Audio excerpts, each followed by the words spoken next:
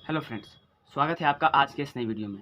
तो आज हम लोग देखेंगे थेल्स प्रमेय, जिसको इंग्लिश में कहा जाता है थेल्स थ्योरम, और इसका एक दूसरा नाम है आधारभूत अनुपातिकता प्रमेय, जिसको इंग्लिश में हम लोग लिखते हैं बेसिक प्रोपोर्शनैलिटी थ्योरम। इसका एक दूसरा नाम भी है, उसको हम लोग बोलते हैं बीपीटी थ्योरम। ठीक है, बीपीटी, बेसिक वाला बी हो गया, ठीक है, बेसिक वाला बी हो गया, प्रोपोर्शनैलिटी वाला पी हो गया, और थ्योरम वाला टी हो गया। ठीक है, तो इसको हम एक नाम से और जानते हैं बीपीटी थ्योरम।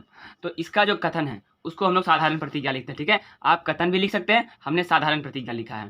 तो इसका जो कथन है कि यदि किसी त्रिभुज में एक भुजा के समांतर खींची गई रेखा अन्य दो भुजाओं को जिन दो बिंदुओं पर प्रतिच्छेद करती है, तो वह रेखा उन दो भुजाओं को समान अनुपात में बांटती है। ठीक है, तो आपको इस कथन को याद करना है, क्योंकि इस कथन को एग्जाम में, बोर्ड एग्जाम में भी पूछा जाता है। ठीक है, या इसके आधार पर प्रश्न को पूछा जाता है। ठीक है, तो इसीलिए आप लोग इस कथन को याद कर लीजिएगा। तो अब देखिए क्या कह रहा है कि यदि किसी त्रिभुज में, तो आप देख रहे होंगे कि हमारे पास यहाँ पर एक त्रिभुज है। ठीक है, यहाँ पर आपके पास एक त्रिभुज है, तो त्रिभुज को थोड़ा सा इधर कर लेते हैं। तो त्रिभुज में क्या लिखा हुआ है, यदि किसी त्रिभुज में एक भुजा के समांतर, मान लीजिए इसमें तीन भुजा है आपका। ठीक है, ये आपका एक भुजा हो गया, ये आपका दूसरा भुजा, और ये आपका एक तीसरा भुजा। तो क्या कह रहा है, यदि किसी त्रिभुज में एक भुजा के समांतर, आप तीनों में से किसी भी भुजा के समांतर कोई भी एक रेखा खींचिए, कोई भी ये क्या करिए, रेखा खींचिए। तो हम लोग एक रेखा को खींच लेते हैं। ठीक है, तो चलिए हम लोग बीसी के समांतर एक रेखा को खींच लेते हैं। हम लोग बीसी के समांतर एक रेखा खींच लेते हैं।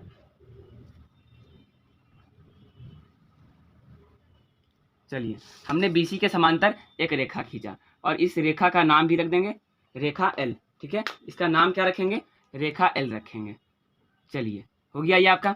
अब क्या कह रहा है कि यदि किसी त्रिभुज में एक भुजा के समांतर खींची गई रेखा अन्य दो भुजाओं को, अब देखिए बीसी के समांतर खींचे रेखा एल, अब देखिए ये अन्य दो भुजा, भुजा ए बी और भुजा ए सी को जिन दो बिंदुओं पर प्रतिच्छेद करती है, तो इसको ये कहाँ कहाँ पर काट रहा है, एक तो इसको यहाँ पर ये प्रतिच्छेद कर रहा है, और इसको एक यहाँ पर प्रतिच्छेद कर रहा है। ठीक है, तो जिन दो बिंदुओं पर प्रतिच्छेद करती है, तो वह रेखा, यानी कि ये जो रेखा है उन दो भुजाओं को समान अनुपात में बांटती है। यानी कि समान अनुपात कहने का मतलब है, जहां पर काटा उसका नाम लिख देते हैं। तो बिंदु डी पर इसको काटा, और इसका नाम रख देते हैं बिंदु ई पर काटा। तो ए बी को कहाँ पर काटा, बिंदु डी पर, और ए सी को कहाँ पर काटा, बिंदु ई पर। ठीक है, बिंदु ई पर काटा। तो वह रेखा, यानी कि रेखा एल, उन दोनों भुजाओं को, यानी ए बी और ए सी को समान अनुपात में बांटती है। यानी कि कहने का मतलब अनुपात ए डी बटा डी बी और ए ई बटा इसी, ठीक है, समान अनुपात में बांटती है। तो इसी को हम लोग क्या करना है, सिद्ध करना है। तो देख लीजिए कि इसके आधार पर हम लोग विशेष प्रतिज्ञा को लिखेंगे, यानी कि एनसीईआरटी बुक में आपका उत्पत्ति लिखा हुआ है। ठीक है, तो साधारण प्रतिज्ञा के हिसाब से हम लोग अब क्या लिखेंगे, विशेष प्रतिज्ञा। तो देखिएगा, ठीक है, कि हम लोग विशेष प्रतिज्ञा क्या लिख रहे हैं।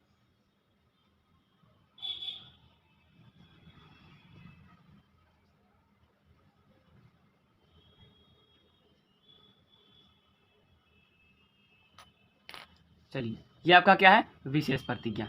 अब देखिए हमने जो त्रिभुज में काम किया है उसी को हम लोग विशेष प्रतिज्ञा में लिखते हैं। ठीक है, तो सबसे पहले क्या किए, एक माने हैं कि ये क्या है, आपका एक त्रिभुज है। तो कौन सा त्रिभुज है, ए बी सी एक त्रिभुज है। तो यहाँ पर लिख लेते हैं कि माना कि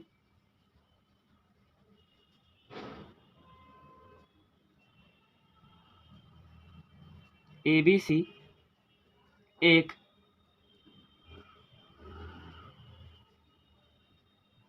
त्रिभुज है। ठीक है, आपका एबीसी क्या है, एक त्रिभुज है। अब क्या हुआ कि रेखा एल, ठीक है, रेखा एल भुजा बीसी के क्या है, समांतर है। तो जिसमें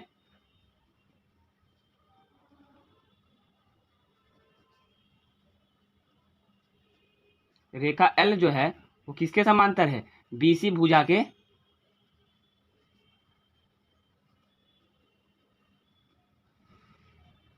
बीसी भुजा के क्या है, समांतर है, समांतर है। अब देखिए उसके बाद तो जो अन्य दो भुजा, यानी कि ए बी और ए सी को, तो जो अन्य दो भुजा, अन्य दो भुजा, या अन्य दो भुजाएं, किसको, ए बी को और ए सी को, ए बी को और ए सी को, ए बी और ए सी को क्रमशः, क्रमशः बिंदु डी पर और बिंदु ई पर क्या करती है, प्रतिच्छेद करती है। तो क्रमशः बिंदु डी और ई पर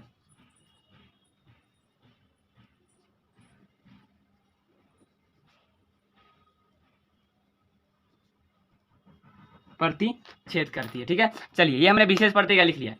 अब देखिए आपका दिया हुआ क्या है, ठीक है, आपका दिया हुआ क्या है कि रेखा L जो वो BC के समांतर है, यानी कि DE समांतर BC, ये आपका दिया हुआ है। तो लोग दिया हुआ का भी लिख लेते हैं कि दिया है कि DE समांतर क्या है, BC है। ठीक है, अब देख लीजिए, अब हमको प्रूफ क्या करना है कि साबित करना है कि, अब साबित क्या करना है कि AD बटा DB। अब हमको साबित क्या करना है कि AD बटा DB बराबर AE बटा EC। यहाँ पर हम लिख देते हैं कि हमको साबित करना है AD बटा DB बराबर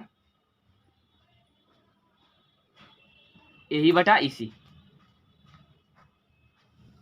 तो यहाँ पर लिख देते हैं साबित करना है कि, चलिए हमको साबित क्या करना है कि AD बटा DB बराबर है AE बटा EC के। इसको याद रखिएगा कि हमको प्रूफ क्या करना है कि AD बटा AD बटा DB बराबर AE बटा EC, हमको इसको प्रूफ करना है। अब देखिए, अब इसको हम लोग प्रूफ कैसे करेंगे, इसको हम लोग प्रूफ कैसे करेंगे, तो सबसे पहले हम लोग रचना करेंगे। ठीक है, रचना पहले देख लीजिए कि क्या हम लोग रचना कर रहे हैं। ठीक है, रचना यहाँ से हम लोग लंब डालेंगे। ठीक है,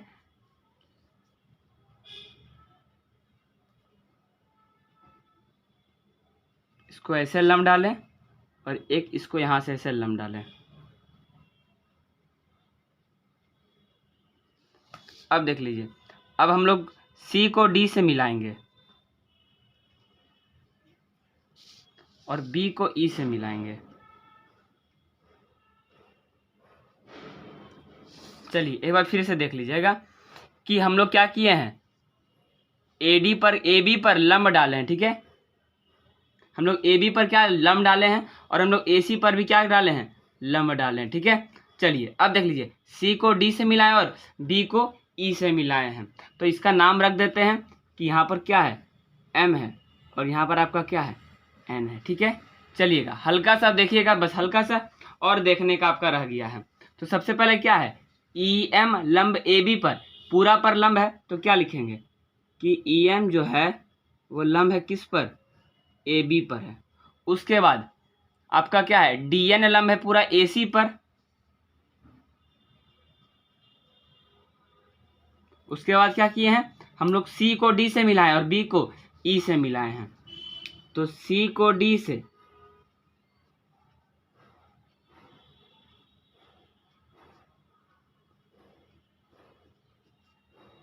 और B को E से मिलाया।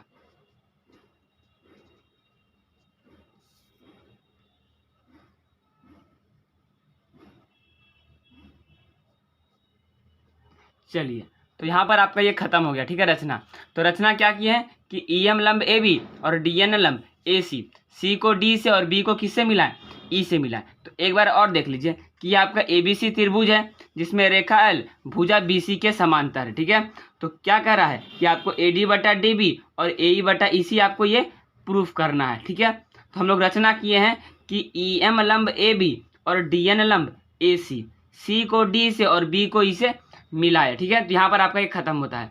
अब हम लोग बढ़ते हैं धीरे धीरे प्रमाण की ओर। ठीक है, चलिए प्रमाण है, तो प्रमाण में लिखेंगे कि सबसे पहले अब हम लोग बात कर लेते हैं त्रिभुज ADE के एरिया का। ठीक है, अब देखिए कि आपका जब आधार माने कि AD है, ठीक है, आपका आधार यानी कि बेस क्या होगा, AD होगा, तो आपका हाइट क्या होगा, EM होगा, क्योंकि ये आपका क्या था, लंब था। तो जब आधार AD और ऊंचाई क्या होगा, EM।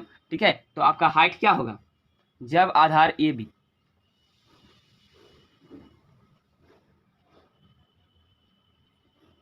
आधार क्या बोले, AD,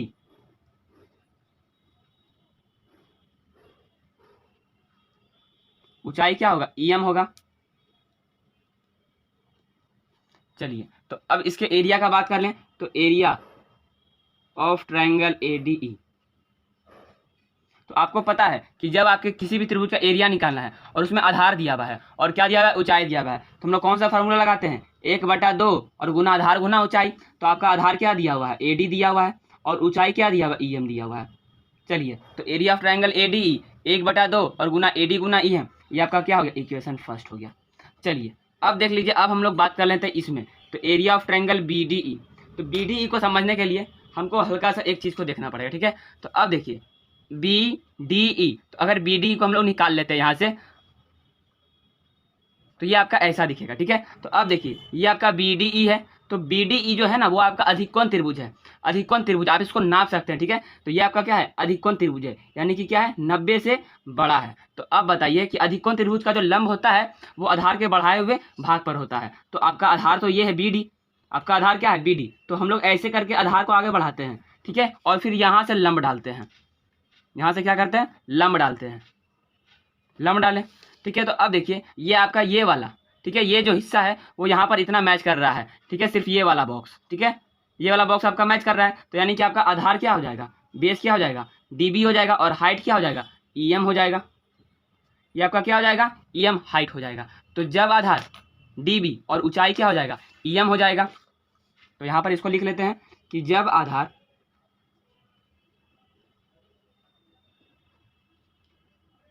DB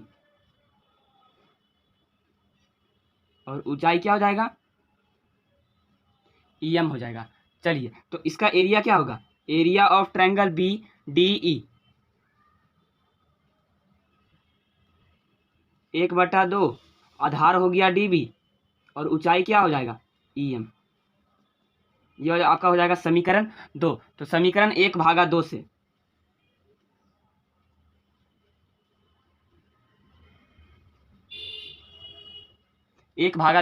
अब देखिए ये आपका समीकरण 1 का क्या है, LHS है, और ये RHS है। समीकरण 2 का ये आपका LHS और ये आपका RHS है। तो LHS को LHS से भाग देंगे और RHS को RHS से भाग देंगे। तो एरिया ऑफ ट्रायंगल ADE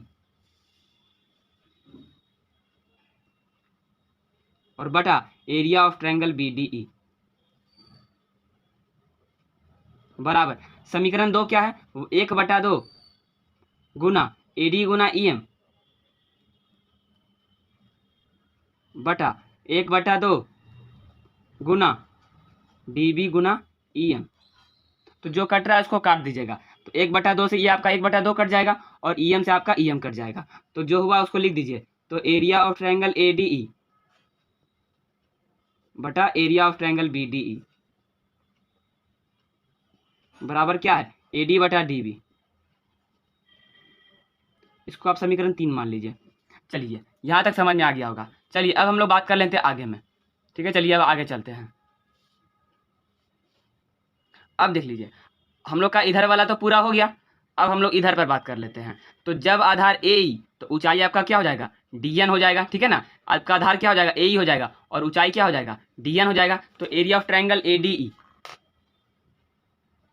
तो यहाँ पे लिख लेते हैं कि जब आधार AE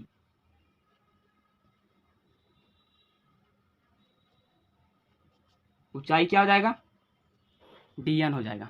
चलिए तो एरिया ऑफ ट्रायंगल ADE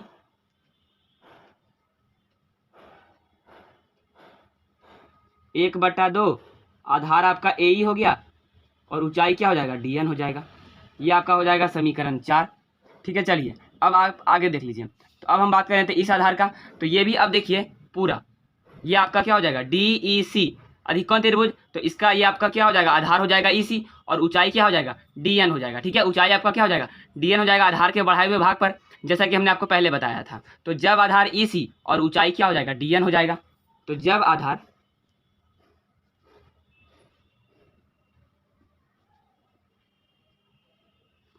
और ऊंचाई क्या हो जाएगा, DN हो जाएगा।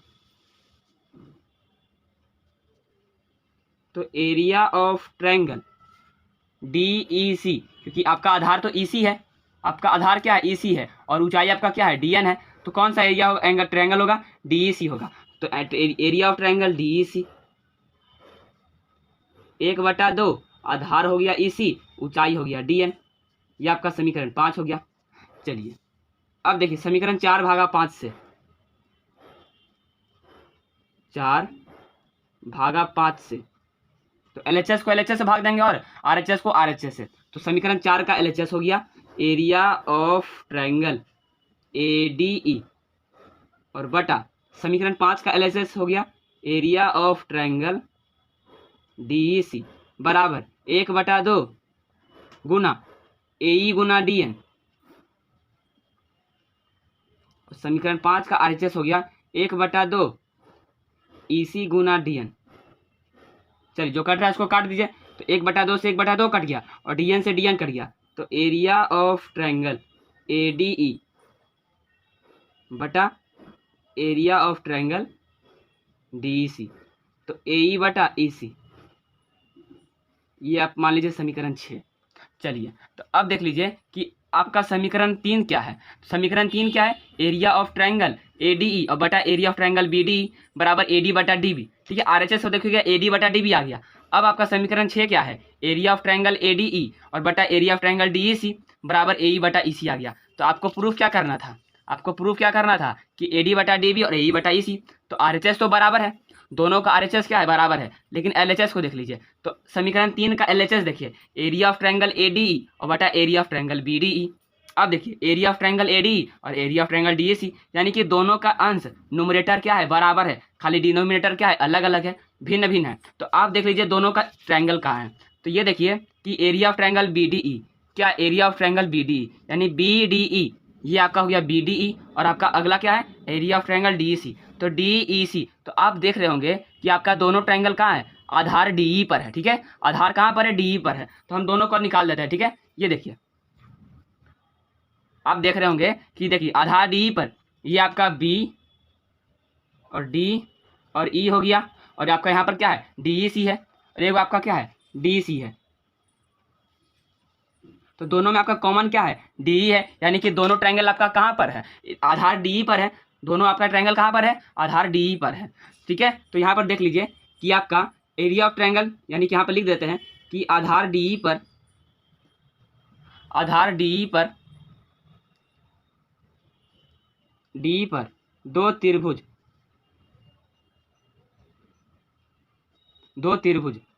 ADE और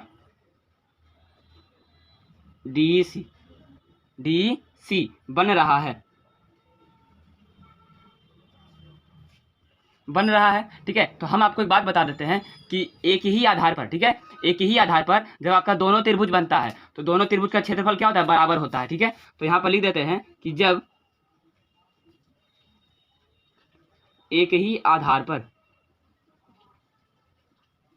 एक ही आधार पर दो त्रिभुज बनता है, दो त्रिभुज बनता है, तो दोनों का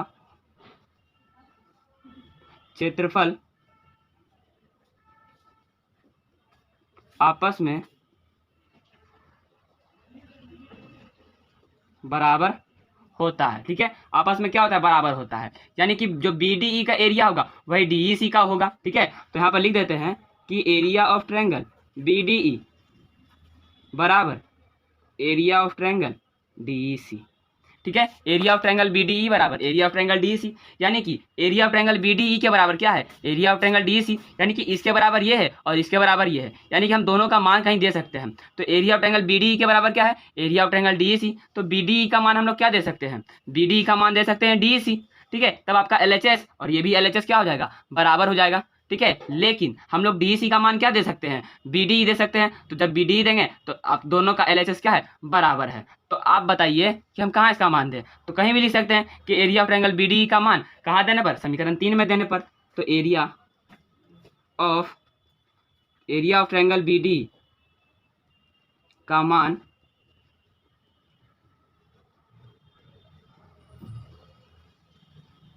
समीकरण 3 में देने पर, समीकरण 3 में देने पर, तो आप देखिए कि आपका समीकरण 3 क्या दिया हुआ है, एरिया ऑफ ट्रायंगल ADE। तो ADE का ADE लिख देंगे,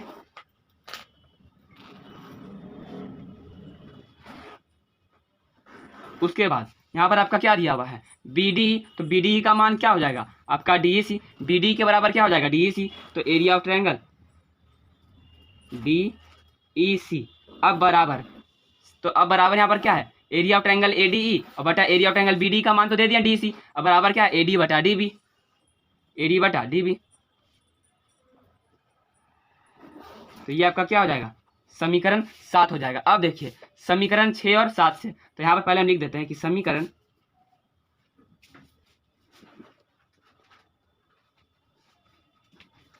और 7 से, 6 और 7 से। तो समीकरण 6 का LHS देखिए, एरिया ऑफ ट्रायंगल ADE और बटा एरिया ऑफ ट्रायंगल DEC। अब देखिए समीकरण 7 को, तो एरिया ऑफ ट्रायंगल ADE और बटा एरिया ऑफ ट्रायंगल DEC, यानी कि LHS बराबर है तो RHS क्या होगा, खुद ब खुद बराबर हो जाएगा, यानी कि AD बटा DB, AD बटा DB और बराबर AE बटा EC। यही तो आपको प्रूव करना था कि अन्य दो भुजाओं को जिन दो बिंदुओं पर प्रतिच्छेद करती है तो वह रेखा उन दो भुजाओं को समान अनुपात में बांटती है, यानी कि AD बटा DB और AE बटा EC। तो आपको यही प्रूव करना था और हमने यहाँ पर प्रूव कर दिया है। तो यहाँ पर हल्का सा बस लिख देते हैं कि प्रूव। ठीक है, तो अगर आपको समझ में आ गया होगा तो वीडियो को लाइक कर दीजिएगा, शेयर कर दीजिएगा और चैनल पर नया हो तो चैनल को सब्सक्राइब करके बेल आइकन को दबा दीजिएगा, क्योंकि हर आने वाले वीडियो का नोटिफिकेशन आपको समय समय पर मिलते रहे।